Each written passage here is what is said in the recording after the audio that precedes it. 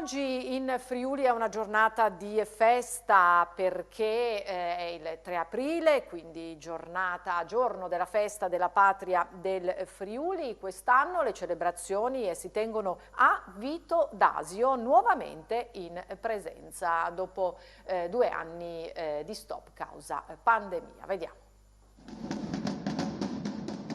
Giornata di celebrazioni per la 45esima edizione della Fieste de Patrie dal Friul, in ricordo della costituzione dello Stato patriarcale friulano, avvenuta 945 anni fa, il 3 aprile del 1077, sancita dall'allora imperatore Enrico IV. Uno Stato patriarcale che aveva proprie leggi, un proprio esercito, batteva moneta e perdurò fino al 1420, quando fu conquistato dalla Repubblica di Venezia.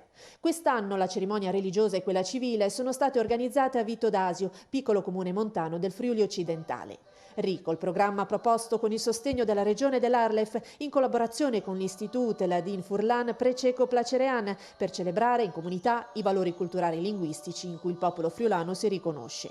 Eventi previsti in più luoghi perché Vito d'Asio, come spiegato dagli organizzatori, è un comune con una singolare caratteristica. Tra San Francesco, la località più a nord, e Casiacco, quella più a sud, ci sono ben 20 chilometri. Le celebrazioni sono cominciate intorno alle ore 9 in via Jacopo Ortis, presso il Monumento ai Caduti, dove è stata esposta la bandiera del Friuli con l'accompagnamento del coro di Fornia Voltri.